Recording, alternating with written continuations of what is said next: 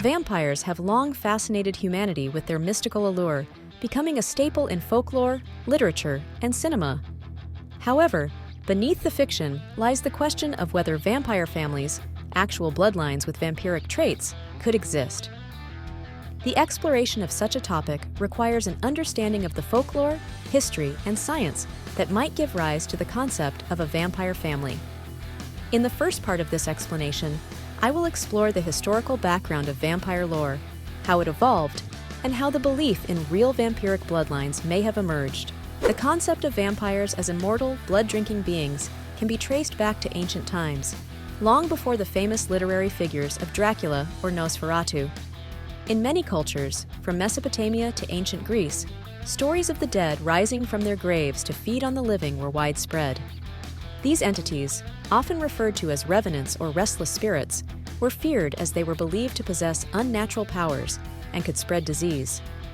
Though these early depictions didn't specifically refer to blood drinking, the idea of a creature returning from death to harm the living is a precursor to later vampire legends.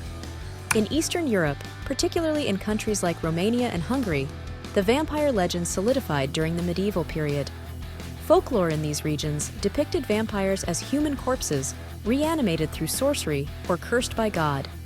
They were often associated with drinking blood, as this was seen as their means of sustaining an unnatural life.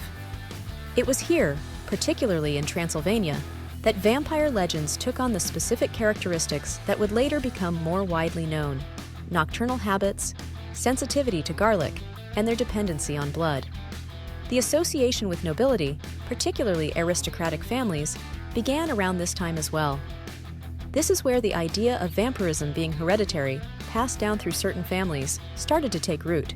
In the 18th century, vampire hysteria gripped much of Europe, fueled by superstitions and actual cases of suspected vampirism. The causes of death, particularly due to unexplained illnesses, were often attributed to the influence of vampires. Entire families were sometimes accused of harboring vampires within their ranks, and in certain cases, they were persecuted. The connection to aristocracy deepened as stories of noble families being vampires, or protecting them, circulated. Vlad the Impaler, a 15th century prince of Wallachia, became infamous not only for his brutal methods of impaling his enemies, but also because of rumors that he drank the blood of his enemies. Though he wasn't a vampire in the folkloric sense, his cruelty and the subsequent embellishment of his legacy by the historical imagination contributed to the mythos of noble bloodlines being linked to vampirism. Now, considering the idea of actual vampire families, could vampirism be a hereditary trait? The biological or genetic aspects of this concept are intriguing.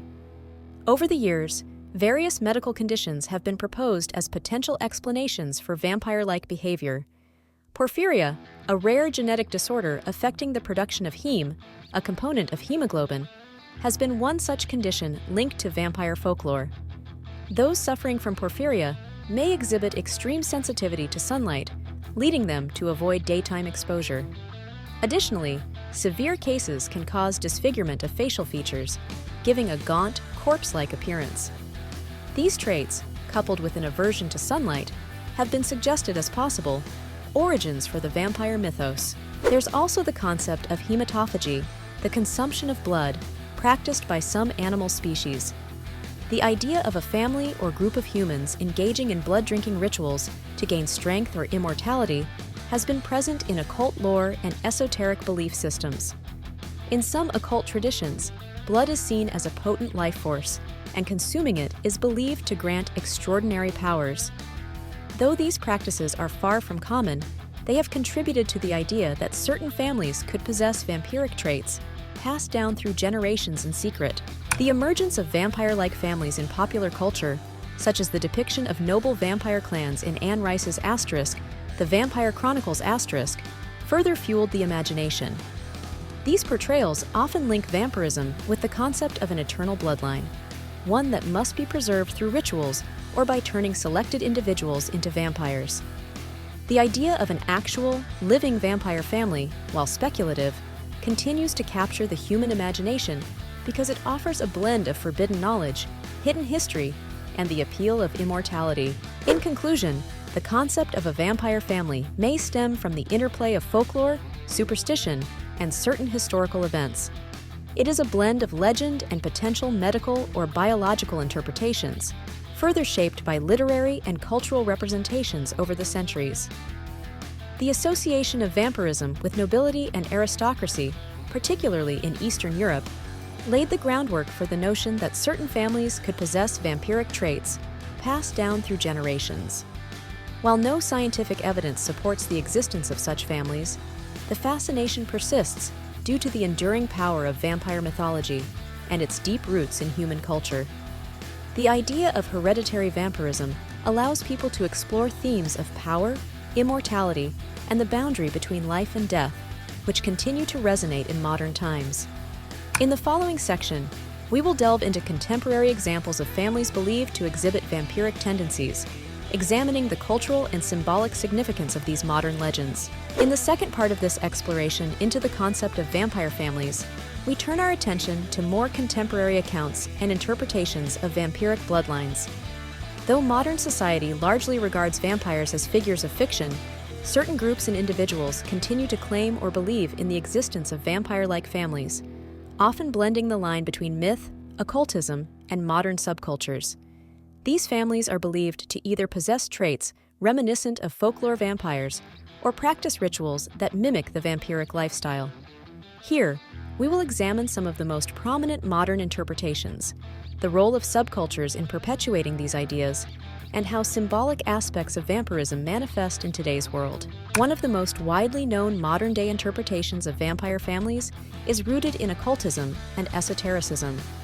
Some secret societies and occult groups claim to have ancient knowledge passed down through generations, with vampirism being a key aspect of their traditions.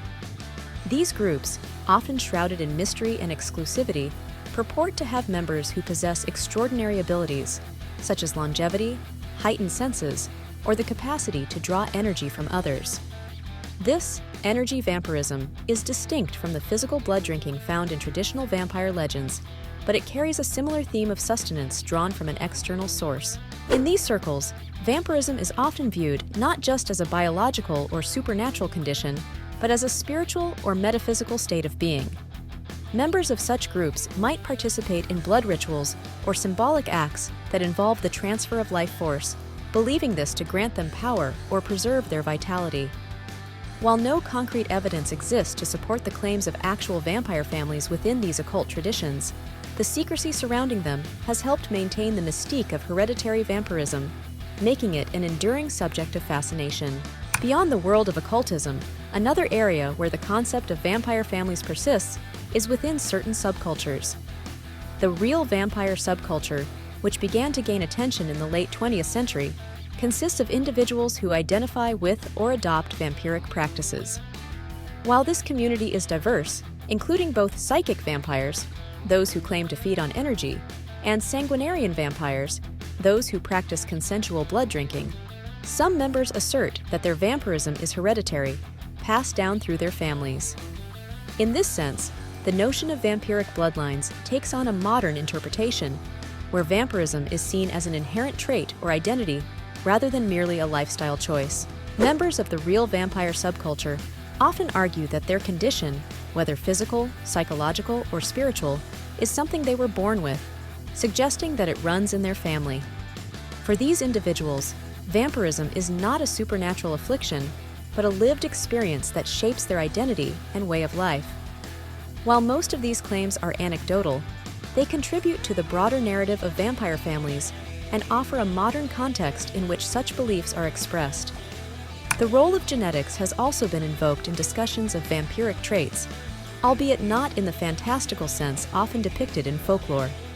Some medical researchers and historians have speculated on the possibility of certain genetic conditions, like porphyria or anemia, being misunderstood in the past and giving rise to vampire legends.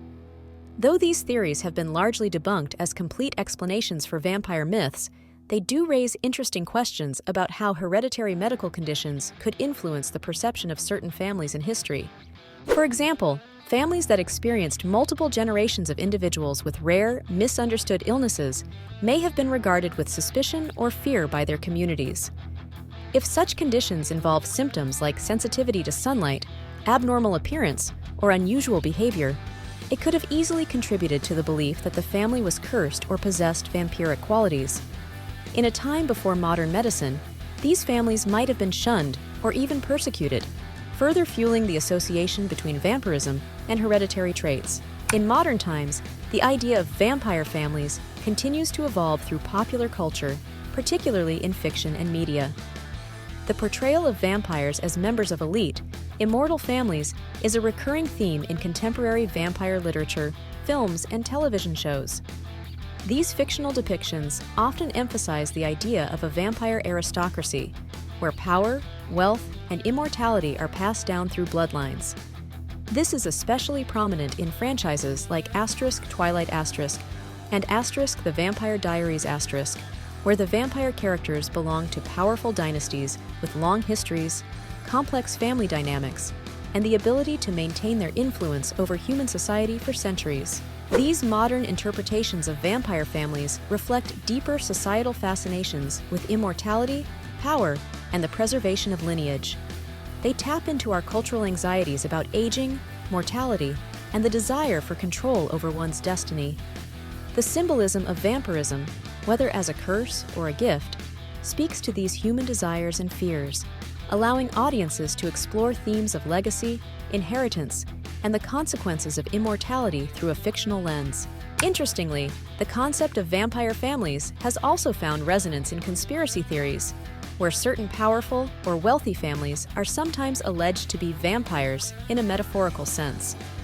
These theories typically claim that these families maintain their influence by exploiting others, much like vampires feeding on the life force of their victims. Though clearly not based in reality, such narratives echo the themes found in traditional vampire lore, where vampires represent a parasitic upper class feeding on the powerless. These conspiracy theories often reflect distrust in the elite and a sense of powerlessness in the face of societal inequalities. Ultimately, the concept of vampire families, whether understood through folklore, occultism, subcultures, or modern fiction, continues to captivate because it taps into some of humanity's most enduring questions. What if death could be defied? What would it mean to pass on immortality to future generations? And at what cost would such power come? The idea of a hereditary vampirism presents a tantalizing mix of the known and unknown, inviting speculation about what might lie beyond the boundaries of science, medicine, and the human experience. In conclusion, while the existence of literal vampire families remains in the realm of speculation and myth, their symbolic and cultural significance endures. Whether viewed as a metaphor for power, as a hereditary curse, or as an expression of personal identity within modern subcultures, the idea of vampiric bloodlines continues to evolve. It draws on ancient fears of the unknown, the desire for immortality, and the fascination with what lies beyond death, ensuring that the vampire family, as both a concept and a legend, will continue to inspire and intrigue. Thank you for watching. See you in the next video.